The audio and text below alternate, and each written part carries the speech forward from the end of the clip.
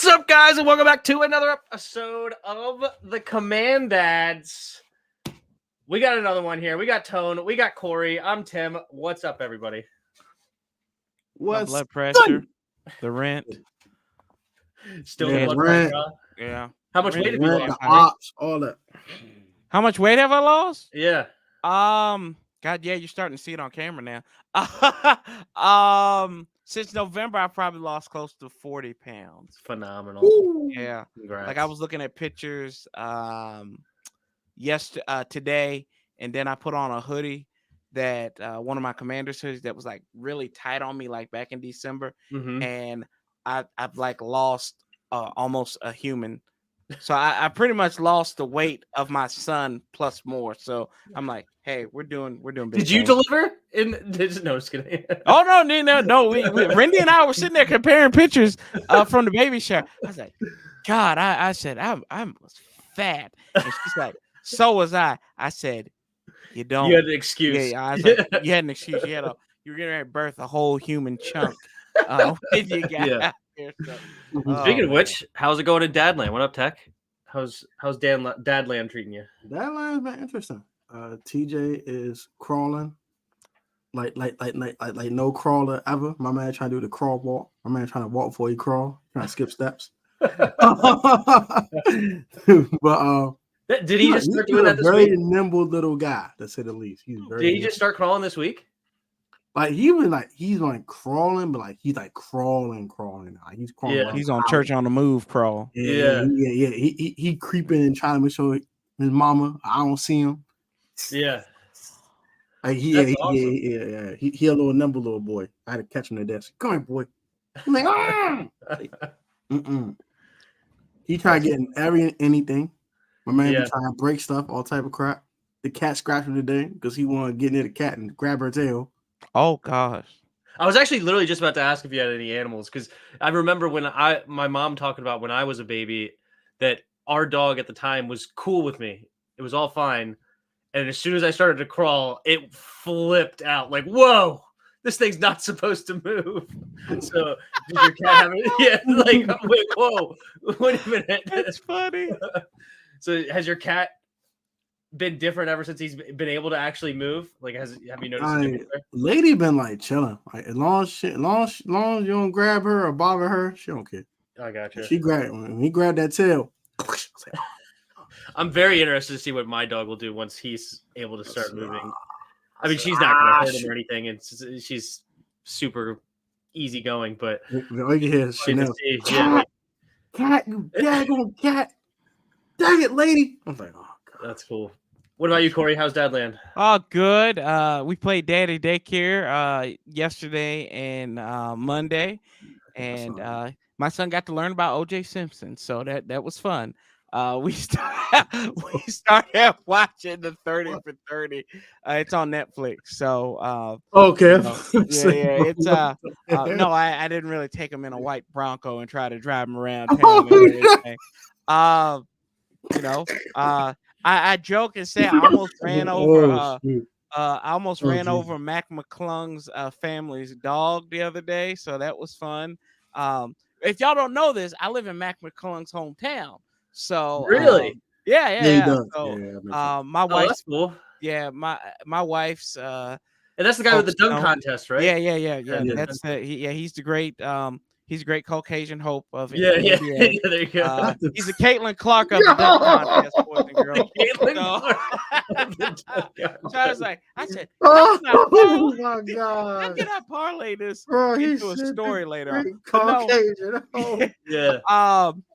I love everybody. Y'all know that. Awesome. Yeah, no, it was fun. We had a good time. He slept a lot. We watched all kinds of stuff. Like I kind of find like the old cartoons that I liked growing up. And like we watched a little bit of Pokemon. He didn't really care too much for that. So He's still too young, right?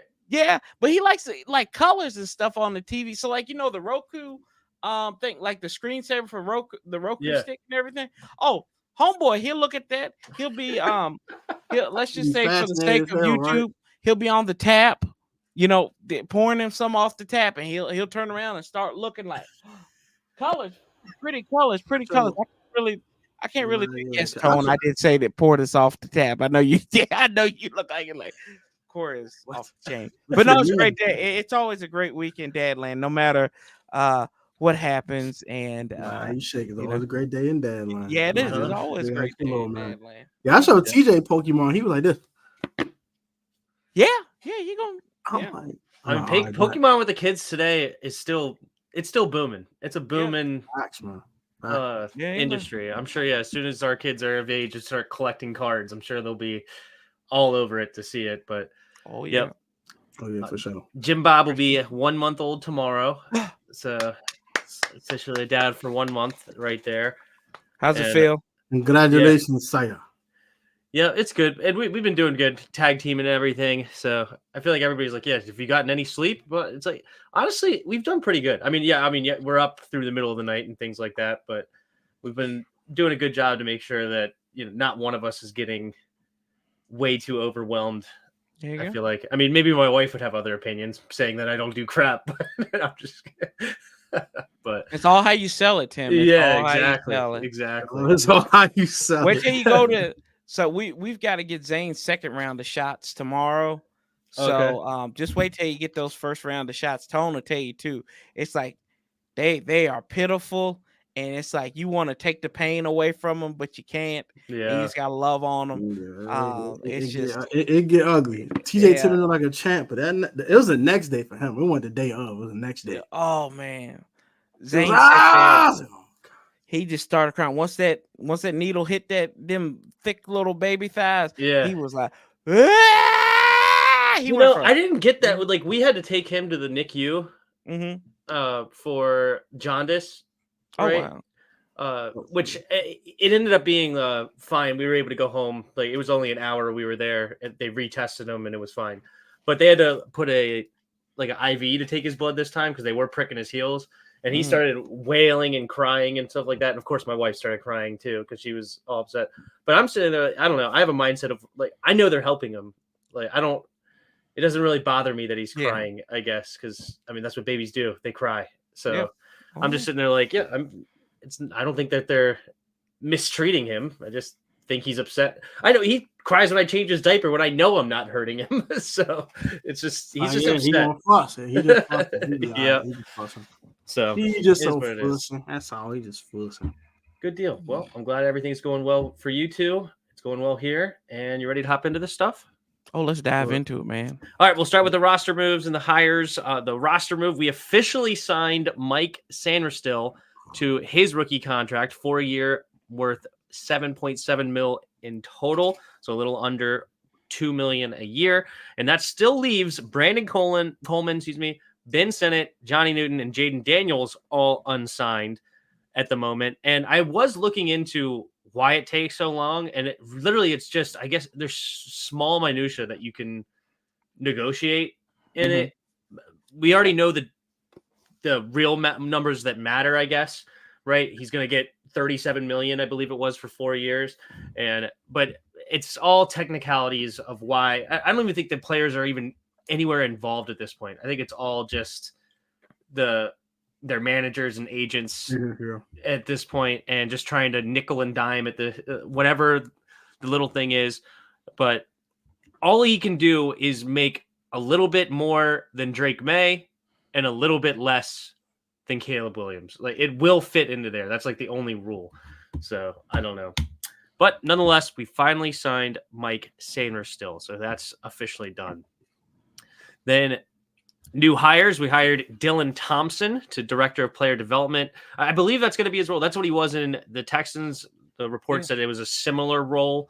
So we'll see what the actual title is, I guess, once they announce that. But nonetheless, CJ Stroud hyped this guy up a lot. I think I grew tremendously mad since Stroud. I know he's going to be mad at me for saying this. Dylan Thompson. Oh my gosh. Dylan is one of the best human beings that I've ever met in my life. There's a ton of people, great people in this organization, but DT has been the main person. How do we get a guy like that in Washington on like basically a lateral move? That's wild to me that he left the Texans organization, who's obviously got a great rookie classes over there, great, and they made the playoffs this year. I think didn't they win their first playoff game, and then they won the first one, and then lost. They blew out the Browns. Yeah, and then lost to the Ravens. So they're moving up, and yet Washington's now a place that people are willing to leave a spot like that and come to and get high praise from the offensive rookie of the year. What do you guys think about this hire? I love it. Yeah, well, what did Will Anderson say? He said there's no Will Anderson without Dylan Thompson. So, I mean, to give praise like that to a dude, hey, you know, that's good. And, you know, we'll see what it entails, because I think sometimes hires like these are more key than, you know, the folks you get in the front office or you know, outside of like the general manager. So, because like a lot of these stuff we don't know, but at the end of the day, this is still a job for these young men, and they're just coming directly out of college, really where they were boys, and then they're trying to be men. And also be productive members of society. And how do you do that? You need somebody. It's like he's like the guidance counselor for the team. And I think Malcolm Blackham did a good job in you know, kind of what he was doing like towards the end, it seems like. But you know, sometimes I think that gets overshadowed. But I think this will be good for him. It'd be good for Jayden and all these guys that are coming in here. Maybe he might help Johnny Newton with through his injury, and how he can help overcome some of those stumbling blocks getting back to health. Because God knows for Darren Mathis, he didn't have the roadmap for that. So, what about you, Tone? I love it. The way CJ and Will Anderson talk about this, man, it's very glowing. I love to hear that when former players, when an employee leaves their building, and they have a glowing review like that about a guy. So I mean, he did his job very well, first and foremost. I think it'd be huge for this rookie class. I think it'd be huge for these second-year guys like Forbes and Quan Martin. And it's not all about the rookies. That's a good point. I think these second-year guys. It's technically everybody. Everybody, but really the young players from the vets to the rookies. Everybody, he's in charge of all of them. But obviously, you would think of a player development. It's going to be more focused on the young guys, especially the ones on the rookie contracts that are going to be here for 3-4 more years. So that's a good point. Yeah, maybe Emmanuel Forbes could be a guy that really benefits from that. Exactly.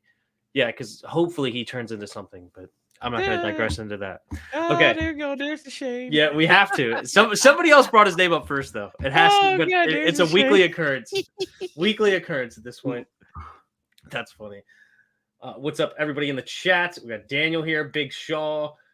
I guess, is that supposed to be Sean? And he put a V instead of an N. But anyway, Jack's in the house. He had an interesting question. Do you think Newton will be ready for week 1? And he was cleared. I have it written down here. Cleared for light work. Markers, according to John Cam. Say that again?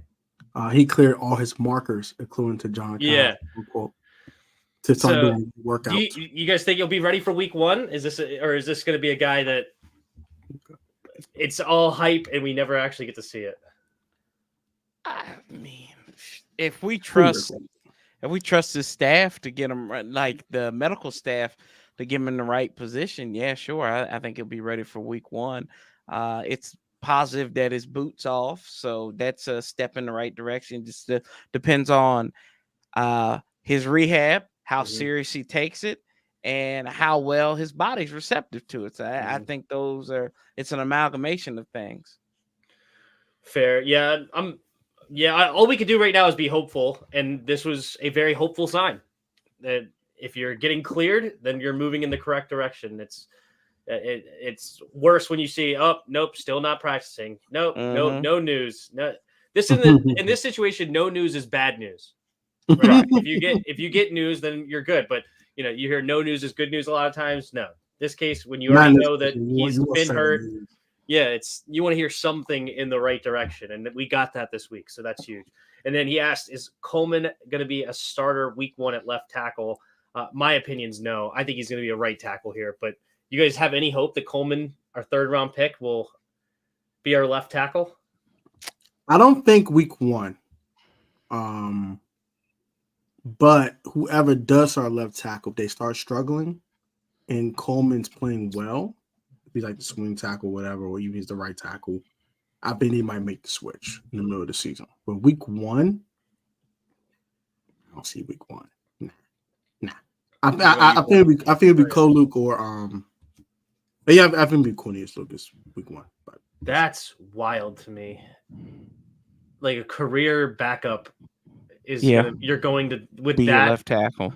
Be your left tackle when you have a rookie quarterback just learning. I don't hate your predictions. I think it's certainly seems like that's the direction they're trending. I mean, you look at everybody else that he's been listed as our starter for a while now, and personally that concerns me. But we'll see. What about you, Corey? You think Brandon Coleman has a shot? I think Brandon Coleman's going to be your day 1 starter. I don't care what anybody says. I think he's going to win a competition. They're going to put him out there. At left tackle? Yeah, left tackle. I think he's going to I mean, and you know what you kind of said also too, Tim, about Cornelius Lucas. Didn't he start the playoff game against the Bucs too? I think he did. Yeah, he did. Did he start that game? Yeah, I'm pretty sure he started that game. With Heineke? Yeah. Mm-hmm. I don't know who else it would have been because we didn't have Leno then. No. Yeah, I think he started. And then we'd already left Trent Williams. Yeah, it's probably him. Wait, we did have Leno, didn't we? We did bring in Leno year 1 of Ron Rivera. With Ryan Fitzpatrick? Wasn't that year 1? No, year 1 was Dwayne Haskins. Year 1 was Dwayne Haskins. Yeah. But year 1 we had already traded Trent Williams. Yep. Right when Ron got here. Let me see here. Yeah, I'm drawing a blank. Who was our starter that year going into that season? I'm completely drawing a blank. Who would it have been? Didn't they I think they trotted out. I'm trying to look up here now and see who the starters Yeah, are. Charles Leno was year 2 with Ryan. Leno. Okay. I was like, who in the hell is Leno? I say it weird. Sorry. Yeah, Charles Leno. How do you say it? Leno instead Leno, of like Leno. What I say? Yeah. Leno. What I say? I don't even know what I say. Like but Lenovo. Anyway, Lenovo. Yeah, like that's what I said. I said Lenovo. I said, when did we get computers started for the burgundy and gold? I was like, what? He didn't start year 1 for us though, right? Of Ron Rivera. Hold on. Did he? Jerron Christian started that game. Oh gosh. Yeah. No wonder I forgot. Oh, yeah, Jerron Christian did. He was our starter. Don't hate on Jerron Christian, man. He was starting for Cleveland Browns too when they was tearing it up last year. So I'm just saying. I hope he developed because at the time he was not good. Hold on, I ain't saying he's good. I'm just saying, like, people go here. Like, remember, like, we don't give people enough credit. Hell, this dude's a damn Super Bowl champion. Christian? Yes. He's on Kansas City in 2002. 2022? Yeah, yeah, he was a swing tackle. He was a Kansas City chef. Good for him. Holy crap! Look at that. My man was a swing tackle once ago. I ain't mad at that. Well, hey, as always, I'm rooting for it. But my honest opinion is I don't think that Brandon Coleman's going to be a left tackle at this level. Okay. I think he could be a good right tackle where Jayden Daniels, but I don't see him as a guy on the backside or the blind side that you could just trust that Jayden Daniels doesn't have to look over his shoulder. I think if he's in the on his front side where Jayden Daniels can have him in the peripheral vision and he can wall a guy off, then Jayden Daniels can navigate based on what he's doing. But I don't think he's a guy that's just going to command the left side and just wall off a dude at all times. But I hope to be wrong. But that's just not the opinion that I have of Mr. Brandon Coleman. He does have the quick feet, though, so maybe he can. But I think he'll just be bull rushed at that point if he does stay in front. So I don't know. That's just not the way I view Brandon Coleman, but I'm rooting for him. All right. We got to get into the important news. Jayden Daniels. He can't throw. Do you see the pitch? Like, oh my gosh. The opening pitch in the national game. Wow, man. Hit the dirt before it got to the... I knew it was some type of trolling coming. He's like, he can't throw it. Lord, people are giving him crap about that right now. It just hit the plate, basically. It wasn't that, but we've seen way worse, like the 50 Cent that I think it was his. The that 50 Cent jump, the Meg Thee Stallion jump was terrible. Yeah. Stephen A. Smith. Stephen A. Oh my gosh! Oh my God. Stephen A. Smith. I mean, he threw that thing. That thing started in the Bronx, ended up in Manhattan. That's how bad Stephen A. Smith's pitch was. I was like, that don't end up in Pennsylvania. That was terrible. Woo, Lord, that was just the arrogance that Stephen A. Smith had when he's walking up there. He's like, "No, Stephen A. This one's for arrogance. He's like, this one's for you, Marley. I love you, Marley. Don't tell Jalen Rose that, but I love you, my girl. I see you on Monday." And then he threw a dud. Yeah. Absolutely horrible throw. That's funny. I just wanted to bring it up before we get too much into it. I love you, Marley. If I was Jalen Rose, I'd smack the what up that man. What you say, man?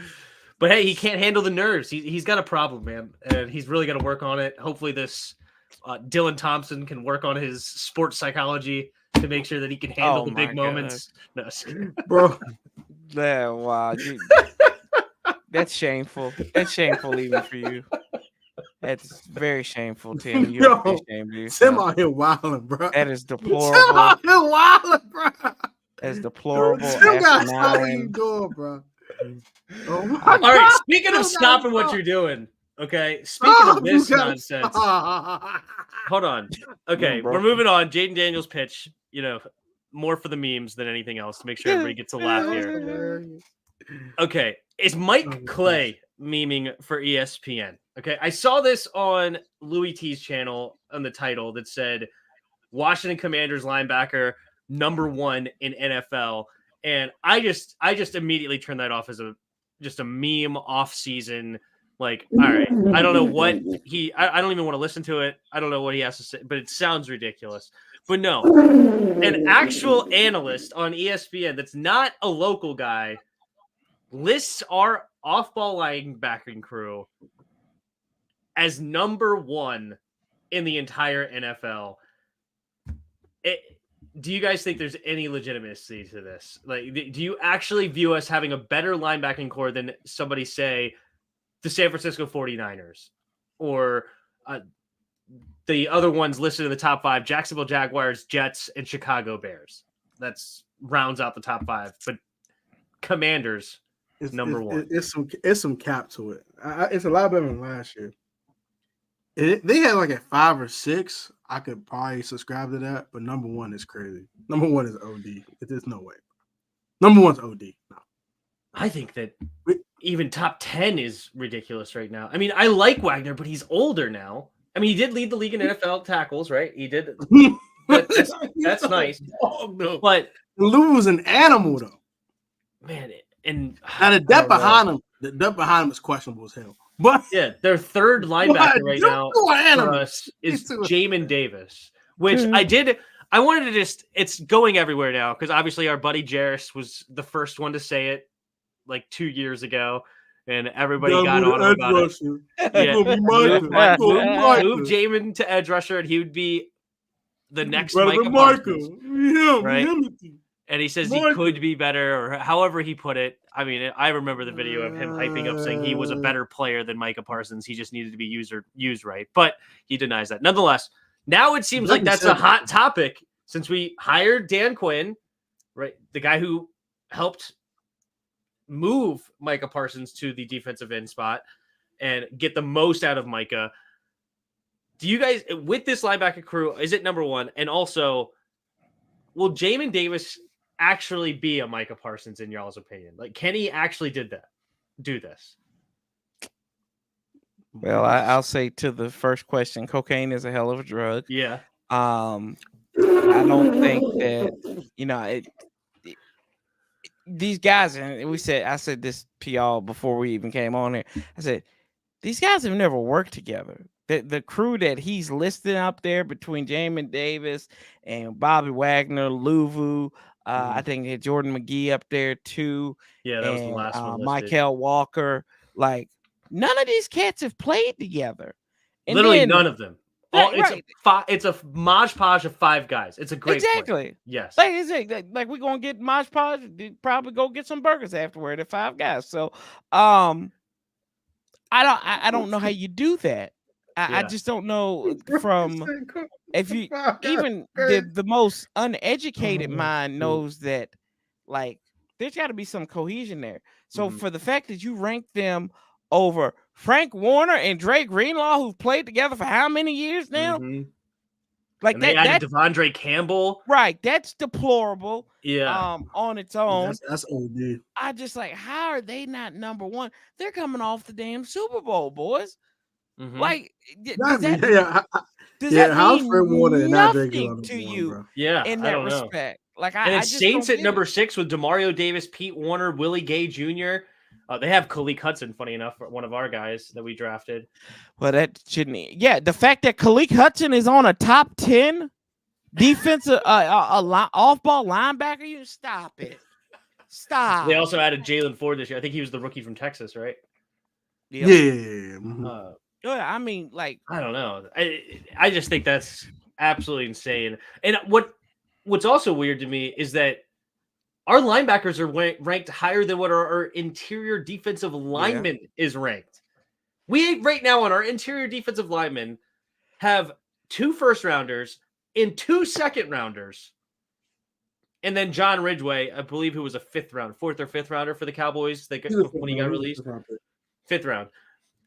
And then a lot of people are saying Johnny Newton should have been a 1st round, but the quarterbacks and receivers just pushed down the foot injury rankings and the foot injury. So if you consider him, and he was almost a 1st rounder, right? Pick 36. He's just outside.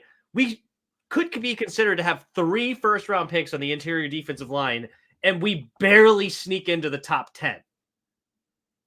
But yet our linebacking crew, who just got put together, is already, according to this guy, ranked number 1. Now, I'm all for it. I hope that's the case. I think everything else was ranked outside the top half. No, there was one other one that was interesting to me. The running back crew was ranked number 13. Is our running back is our backfield actually a top half of the league backfield? Like, would you really rank it over like the Chicago Bears with DeAndre Swift, Roschon Johnson, Khalil Herbert, or Isaiah Pacheco, Clyde the Glide over there in Kansas City, Kyron Williams, Blake Corum, and the Rams? These are guys that we're ranked over right now. Travis Etienne, Tank Bigsby, Dearness Johnson.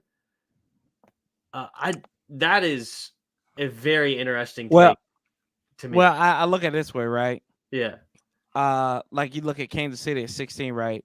They're all just Isaiah Pacheco. I mean, Edwards-Helaire, he really hadn't done much since he came, since his rookie year. Some of the other guys, they're familiar names, but man, it is what it Browns is. with Nick Chubb. I know he's coming off injury, but Nick Chubb, Jerome Ford, Naheem Hines, and Deontay Foreman is ranked 25th. Now that's a little that's questionable right there. That's disrespectful. That's what that is. That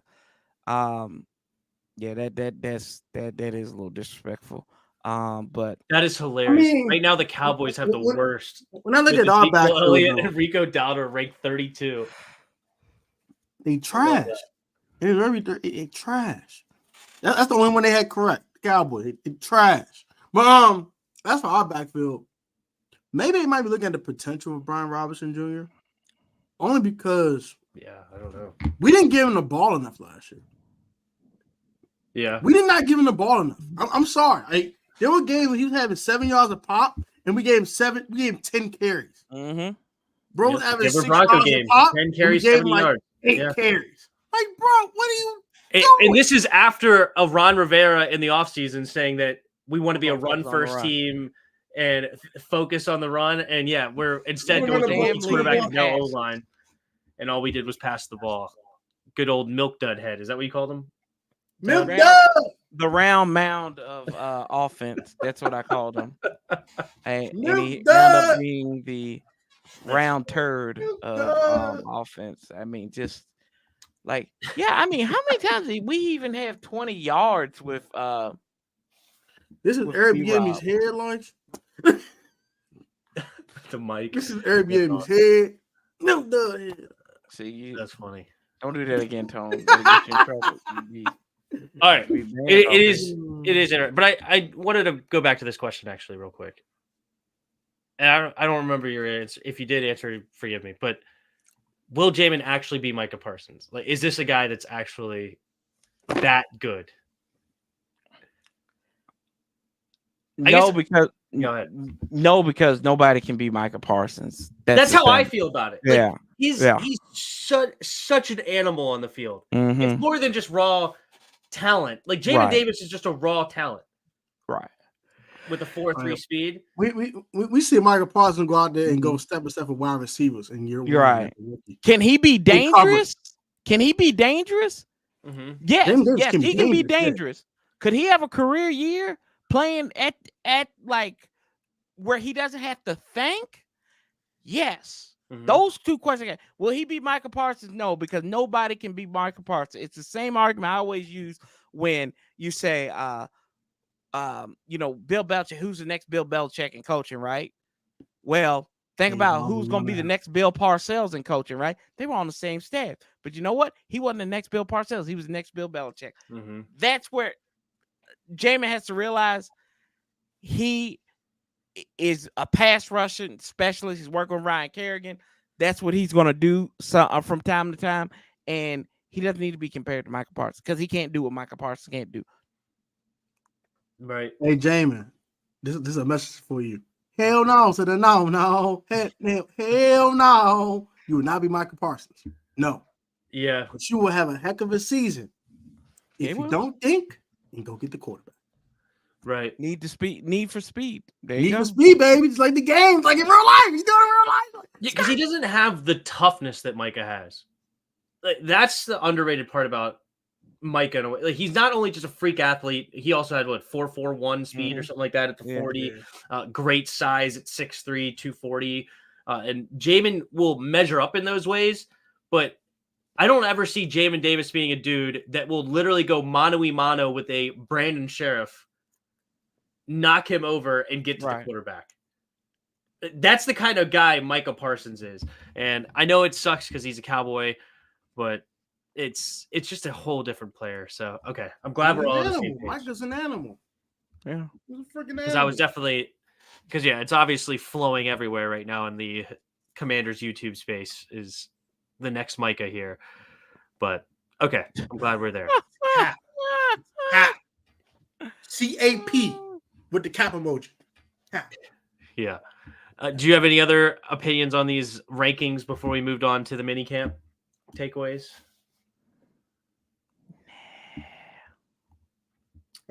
Corey.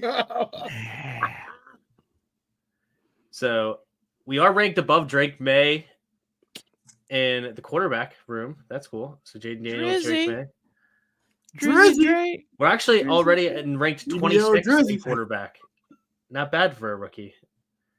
Man, would you really put Bryce Young over Caleb Williams and Jayden Daniels and Drake May? What? No, but I'm a sane person, Tim. These rankings are wild. All right. Yeah, they're like, we're moving on. Bro. Yeah, they're bad, bro. They're bad, bro. I think they took a bottle of tequila and drunk it to their face. There's no way they did this with a sober mind. They're insane. What's wrong with these people? Yep. All right. Mini camp takeaways here. Number one, perfect attendance, which is awesome. And it's always good to have everybody in the building that cares, that they want to be here. They want to improve. So that's That's the most important thing, honestly, is be here. I agree with that. Yeah. Because you could hear all these great highlights and great things or negative or whatever, blah blah blah. We all know that those don't always translate, but it's good to know that people just want to be here, and that's huge. Jayden Daniels. So he's actually, because it's been talked about, we talked about it before. He was the first one in the building, but he was actually asked directly, so what time are you getting here? And he says he gets here about 5:45 every day. Lord. And after that started to come out that he got here every day, Luke McCaffrey actually walked up to him and was like, hey, what are you doing this? Like, what's the thing? And he told him about it. So Luke started showing up at the same time every day with him. So when he's out there, who is he throwing to and getting reps in before practice? It's Luke McCaffrey, the guy. And that's what the title of this was really about. I love that. Jayden Daniels, leadership by example, and it's actually translating. And he's also a guy that's able to be open enough that people want to go out there and practice with him. Right? Like Luke actually wanted to, he wasn't told to, he wasn't asked to after that. No, he wanted to go hang out with Jayden and work with Jayden. And I love that. So what do you guys think about Jayden Daniels getting here 5:45 every day? Well, I'm still rolling over at 5:45 in the morning. Yeah, I'm hitting that snooze button. That's kudos. Yeah. That's I mean, it kind of puts to rest what you kind of heard about him throughout the draft process and everything, like people trying to attack his character and stuff like that. The dude's about winning. That's exactly what he's about, and becoming a better dude for this team and being a leader. He knows he has to put in that work. He hasn't earned anything yet.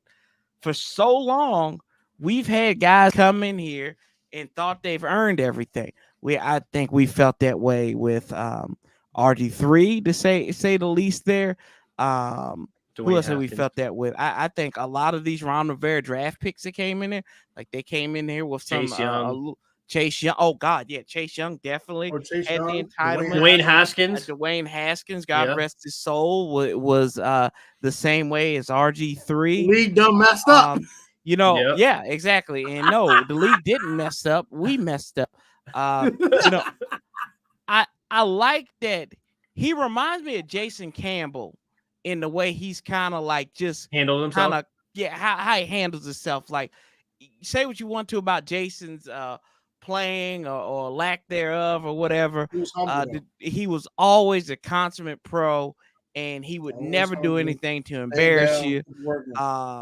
He didn't come off as the type of person that would be painting his nails and wearing smocks or dresses or anything like that. Lipstick. Or pink lipstick, and he didn't come off as that type. He just came off as a guy who wears his hats too small. Yeah. Where's his hat? He just had a big ass. He had a big ass country Mississippi waterhead. That's exactly. His hat just sits there, just on top of it. It doesn't go on his head. Helmet like that. It just sits on top. That boy's like the Black Forest Gump. I love me some Jason Campbell. I ain't gonna lie. I love Jason Campbell. That's funny. Good. Okay. What about you, Tone?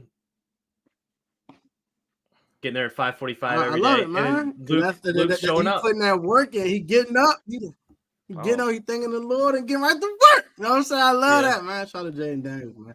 That's what franchise quarterbacks are made of. They get up, they're the first one in, the last one to leave. That's how you put the work in to become a franchise quarterback. You earn the trust of your team and putting the work in. Also, it starts with work ethic. You know what I'm saying? So he's putting the work in, he's showing the work ethic, and his teammates love it. And that's what leaders do. So I love it. Yeah, and I know Corey brought it up before the show, and he talked about on it, like somebody called him a star quarterback, and he's like, I'm not a star. I'm a rookie. I just got here. That's humble, man. He's being humble. I love it. God, he's got it. Yeah, he's got it. Doggone it. You know what's good. You know what's good. What did the youngin say? Inject this ish into my veins right here. That's what I need. God, I feel like an old man saying that. I feel like an old man. No, it's a good start. And yes, we all have to put it in perspective because it's training camp, Mhm. year one. We haven't seen him on the field. There's going to be a lot of growing pains, but these are the steps in the right direction that you want to hear. A guy that's in the playbook, showing up every day, being a leader by example, right? He can't be a leader by vocal leader already. You can't come in as a rookie and start barking at Terry McLaurin, right? Or barking at Jonathan Allen or like it just wouldn't sit right. Right? Everybody's got to be together and a part of the same team and moving in the same direction. And it seems like Jayden Daniels is doing that. So love to hear that. And Terry McLaurin did praise his deep ball in his thing. And he also praised him, saying that he's been a consummate, whatever the word is. I can never say that word, but a professional. And he's coming to him, asking him, not afraid to come to him and ask questions. And same thing with asking Bobby Wagner. Jayden Daniels talked about that in his press conference. I'm going to the defense too. What did you see there? Why did you make that check? Why did you make that adjustment? What are we giving away? And love to hear those things. Did you guys also hear about Jayden Daniels' basketball theory? Because he was walking around practice with a basketball in his hand and not a football. So the reason is that part of warming up his wrist, he likes to pass the ball or shoot the ball, I guess. I don't know if he actually goes to a court, but just flick his wrist and work his wrist with the basketball. And then he also said his theory is that he started doing this, I think he said junior year in high school, is that when you're handling a basketball before practice, when you get the football in your hand, it feels small. So you're getting used to the size of a full, an NBA basketball, and he's much more prepared, I guess, to handle the football because it's just way easier to hold and smaller. So there's the Jayden Daniels basketball theory. I wonder if other people start implementing that, or if anybody ever has done that before. I wonder if that's ever been a NFL quarterback's repertoire to warm up his wrist and handle a basketball before practice, but we'll see. Let's see what else we got.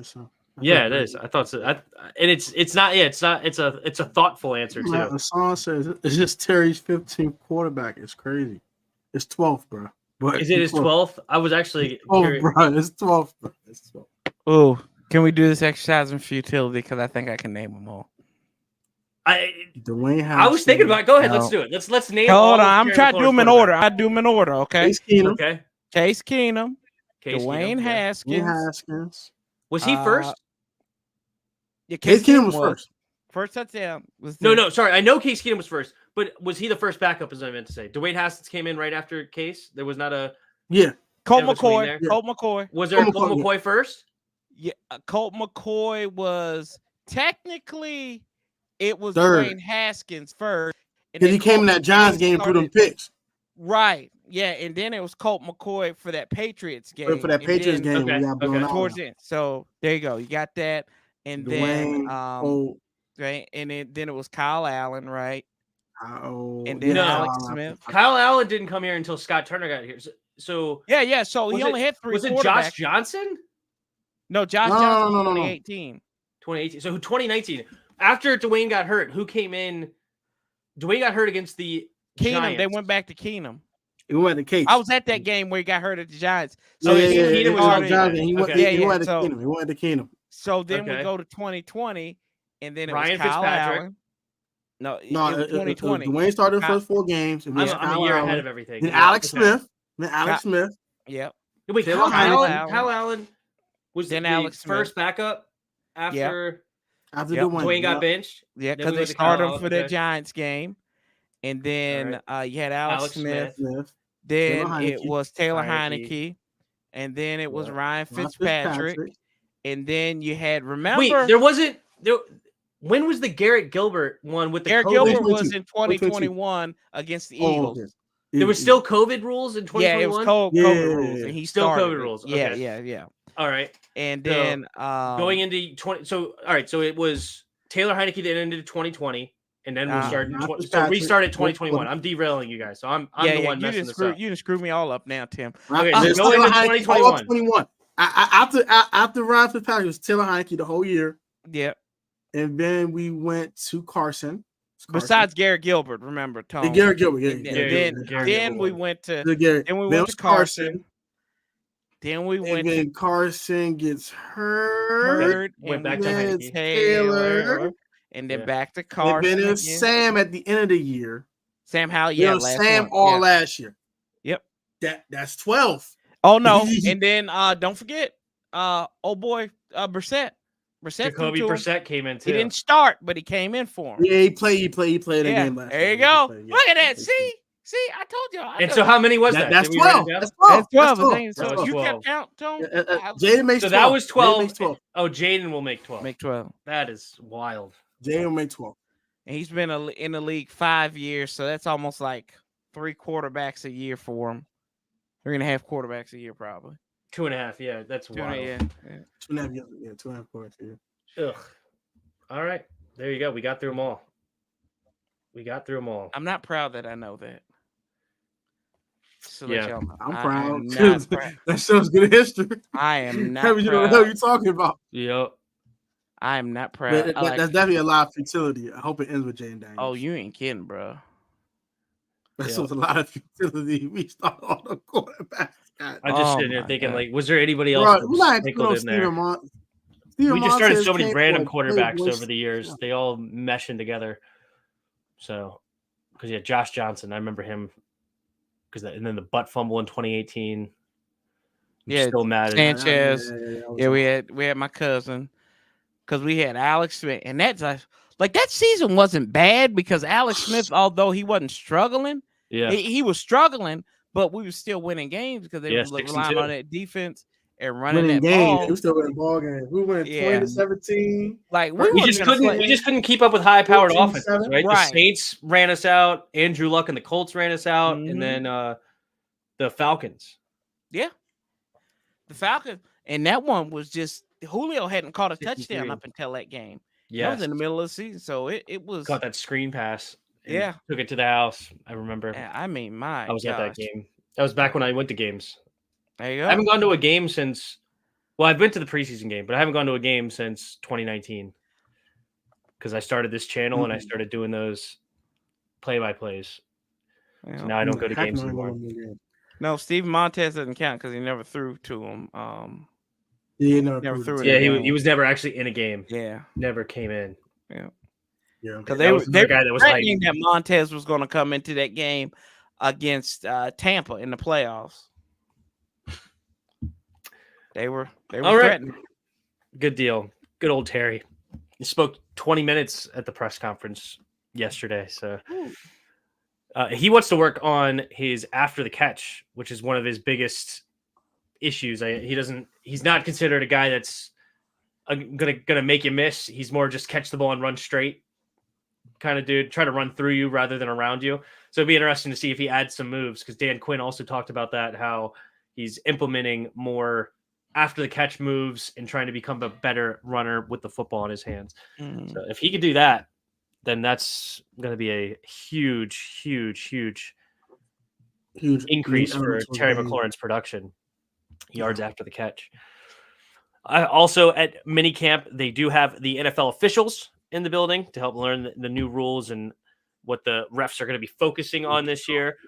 So that's always good to bring in and start building a relationship with the refs and understanding what are their big focuses. Because every year the refs will have a new main focus that they're implementing, and all of a sudden start throwing flags on all that stuff. So that'll be always good to have the refs at practice, so you can actually learn directly for what they want instead of guessing from the rules. No, right? Mm-hmm. We already talked about how to avoid pass interference penalties. That would be nice. Oh my gosh! Don't play. Don't play. What else do you guys have from minicamp? What were any other takeaways that you guys heard about or thought about from minicamp? Oh yeah, I got this. I found this quote on Twitter earlier. I gotta find it first. This is from JP Friendly, an all-time line from Rick Doc Walker about minicamp. If you think I'm going to be excited that the Heisman Trophy winner can play catch, you got the wrong guy. I'm excited about the prospects, but it don't mean squat until they get in pads. Amen. AKA, we don't care. I'm here to tell you, we don't care. We don't care. Yeah. I'm with you guys. It's so hard for me to like get super hyped from these, especially knowing how much the media will just fabricate things. Yeah, It'll just be complete BS, right? Like, yeah, good. We're hearing some good things, but then you actually, if you ever get the video or ever watch it, like 9 out of 10 times, it's not what they hyped. It's just not at all. So it's so hard for me to get. I think Tim is having PTSD from Manuel Forbes. Oh. And why you got to bring him up? Show a pass interference. I know. Throw it on the team page. I know what Tim's thinking. They threw it on the team page as if he got destroyed off the line. Crazy separation. It was an underthrow from Lamar Jackson, and then he pass interfered on top of it. And they throw it out there as if it's a highlight that should be praised. And then you have JP Finley talking about, great play by dudes. We gotta learn. For $13 a month, you can feed a cornerback that plays for the Washington Commanders. Feed the Forbes Foundation. Feed Forbes Foundation. That's why he looks so hungry. He always got beat. He needs to start that.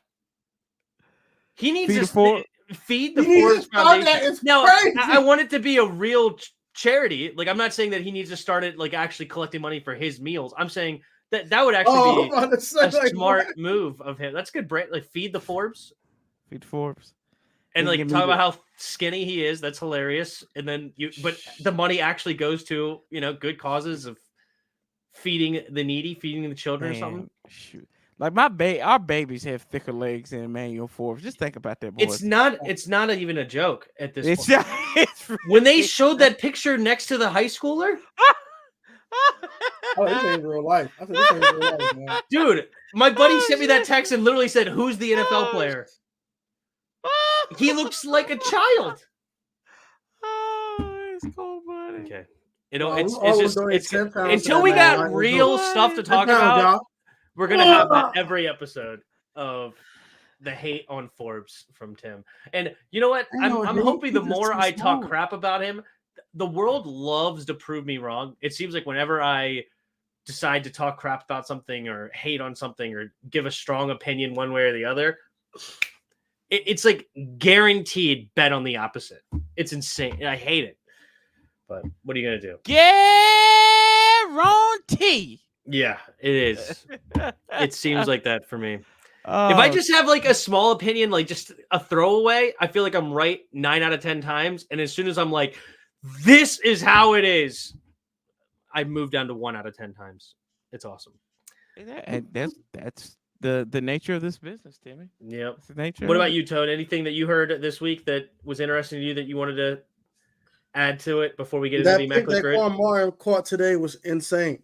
He was his mini camp. That pick was crazy. My man tipped the joint like this and caught like D. That's all. How do you do it? How do you do it? Catch it like what now? He tipped it in the air and caught it the like ball went like this and he caught behind his back like this. Caught it like these. You said these. These got tone. Jeez. See, now Tone's a part of the media now, so now go watch the video and it's nothing like that. Yeah. I got the video. Well, can we talk about? I actually have the video, which is kind of crazy. No, could it be possible that Quan Martin breaks the streak of terrible second round picks for us? I hope so. Well, it wasn't a good start, but now we have a coach that actually will utilize him to the best of his ability. Now, what is the best of ability? That's what we're going to find out. I don't know yet. Yeah. But whatever it is, we have a confidence in our coaching staff to actually find it and actually make sure that he is going to be the best player that he possibly can be. So that's always good news. That's always a good thing to hear. But we shall See, Jesse Jackson said, "Keep hope alive." Well, the year before we did have Fedarian Mathis. I guess we don't have to say that he's a complete bust yet.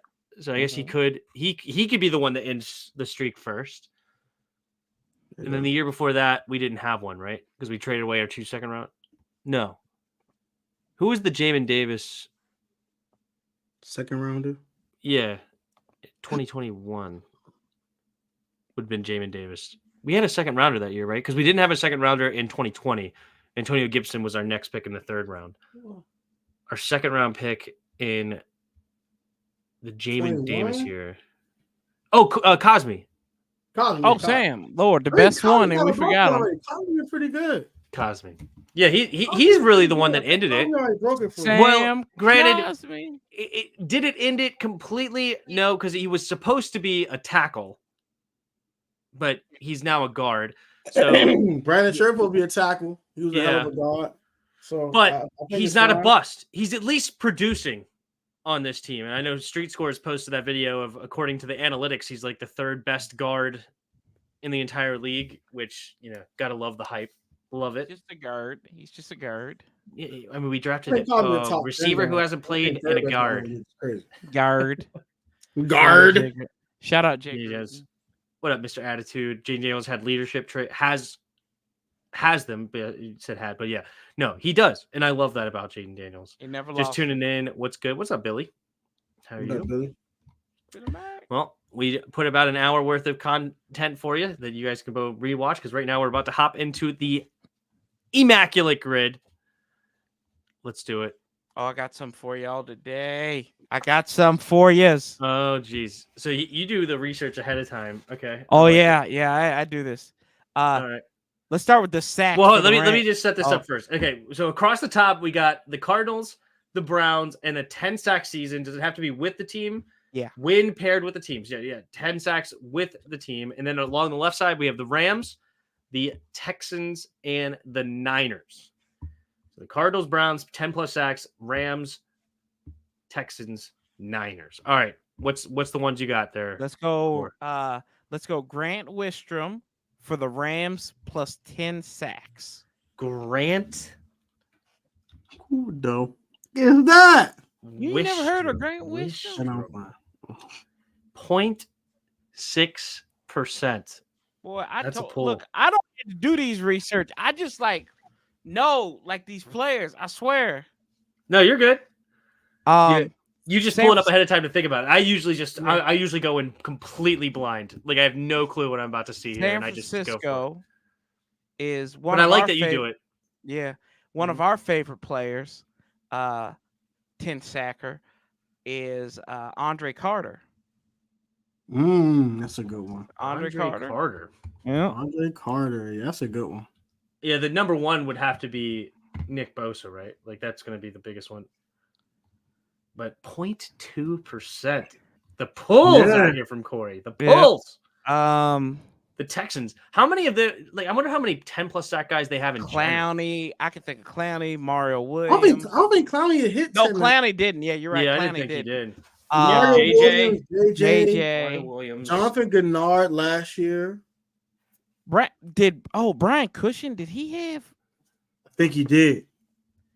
From the middle linebacker spot? And then you had Frank, what was his name? Frank Hughes or something like that? Or no, Jerry Hughes. Jerry Hughes. You thinking Jerry Hughes, maybe? Let me see here. It was not last year. I think it was the year before where they had Hughes that went nuts. No, it couldn't have been. It wasn't Brian Cushing. No. Cushing didn't have any. So yeah, they may only have 5 or 6 options because they're not a very old team, and they were very bad for many, many, many years. Did Amobi Okoye have Amobi Okoye? I want to see this one because their defense was so bad for the first 10 years of their existence. 7 NFL draft. I don't know. I remember they drafted a 19-year-old out of Louisville at defensive tackle. Yeah, Whitney Merciless had 10 sacks for them at one point. Yeah, Merciless. Yeah, that's a good one. Tone. What was his first name? Willie. Whitney. Whitney Merciless. Yeah. 7%. We'll take that. There you go. We'll take that.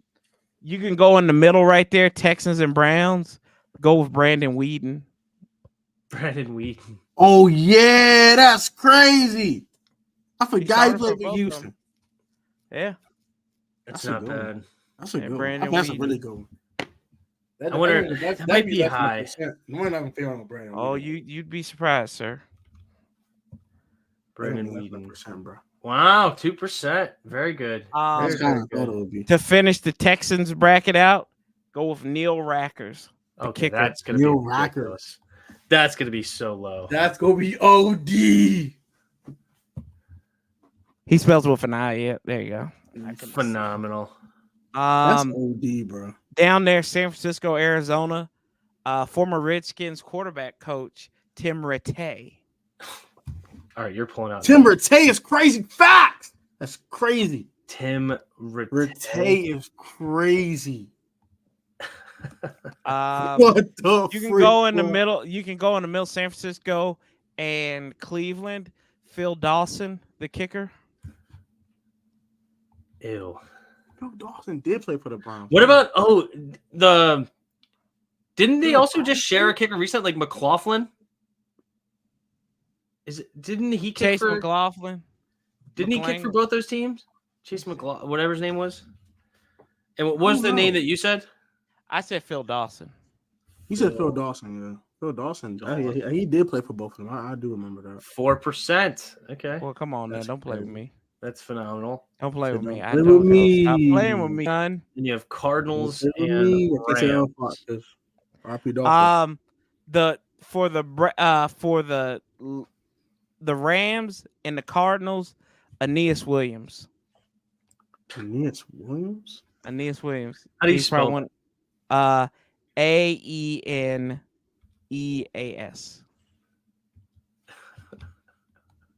Okay. Oh wow, 6%. That's actually for a player in the 90s. That's actually pretty decently high for a guy that doesn't even have a picture.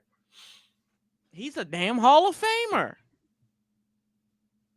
That's the craziest thing. He's a Hall of Famer? Yes, he's a Hall of Fame safety. Wow. Yeah, I'm pretty sure he's right. No, I told y'all this is. He's a Hall of Famer. He's a Hall of Famer. He ain't lying. He hell of a safety. Yeah, he got done in 2014. Yup, he ain't lying. He was a hell of a safety. Oh, I'm looking at these stats. Hold on. He ain't lying. Is this guy worthy of being a Hall of Famer?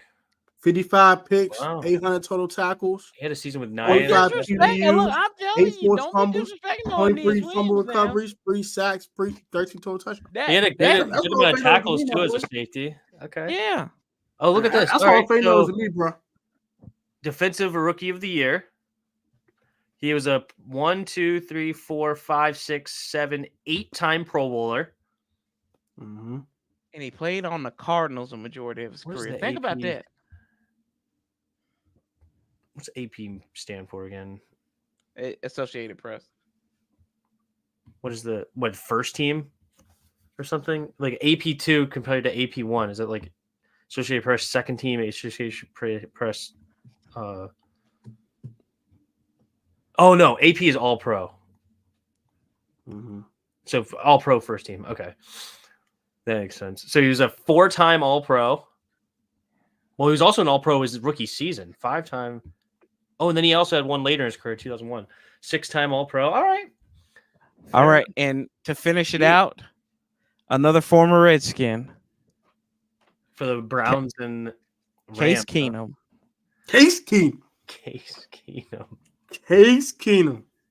I didn't go say Case Keenum. I knew it. I had a word for him to say Case Keenum. I don't hate it, but I feel as though can we do even somebody more obscure? Well, the most popular one would be what, like OBJ? Yeah, for sure. I seen this guy play in person actually, or he wasn't playing in person. But he played at NAI school. Ray Armstrong. I think he played for both of those teams. He played for Cleveland. Yeah, he played for Cleveland. We're putting this performance on Ray Armstrong. That's what we're gonna do. Man. If we Ray Armstrong. Boom. 22. Come on, man. Stop It's playing with me. 0.09. I knew we could do better than Case Keenum. Case Keenum would have been relatively. 4%. Oh, Case it's Keenum was 4%. 4%. I knew Yeah, we he could do was better. That's a pull right there. Ray Armstrong. That's a phenomenal. I put the team on my back. Oh though. yeah, Corey He Carey. did it. Yeah, Corey, him. Corey Carey. I I might need to start looking at these beforehand so I can. It's fun, like just to kind of like work your way through it. Like I like get up every morning. I said, oh, is this like every day? You play this every day? Yeah, I try to play it every day. Like I get up and like religiously, Zane wakes up or something, and I gotta go to the toilet, so I'm just on there like, okay, Yeah.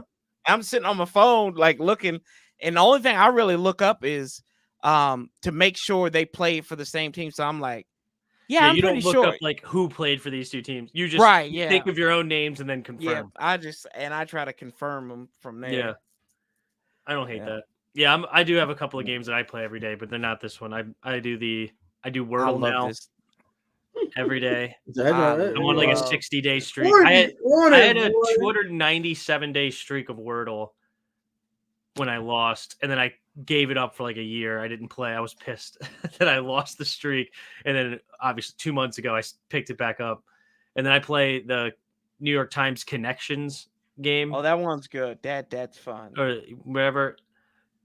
It is. It can be fun when it's I like the ones that you can at least reason out. Like maybe you don't know the groups, like they take a while to figure out, but you have all the information that you need in front of you. Like they're more patterns and like or whatever. But I don't like the ones where it's just like if you don't have the information, you don't have the information. Because I tried not to look it up on that particular game. Because you could just look everything up and then okay, where's the connections here? But I tried not to, but there's some of them that I have just no hope because I just don't know that obscure. Like I didn't know today, Dumbo, New York. I didn't know Dumbo, New York. Have you heard of that? It's in New York City. You've seen the picture of the bridge, of the Manhattan Bridge from Dumbo, New York. It's famous, but I didn't know that was like the I Am Legend. That spot for the bridge that you get behind him when he's like doing the golf course. That's Dumbo, New York. What? The hell? It's a neighborhood in Brooklyn. Yeah, that's probably where Kevin Durant and Kyrie Irving lived at. Probably.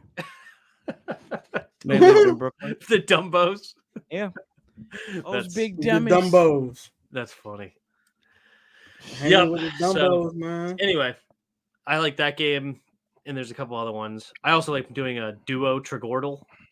It's 32 Wordles at once, and then I like doing the version that you can only start the next puzzle after you complete the first one. Oh, that's fun. Interesting.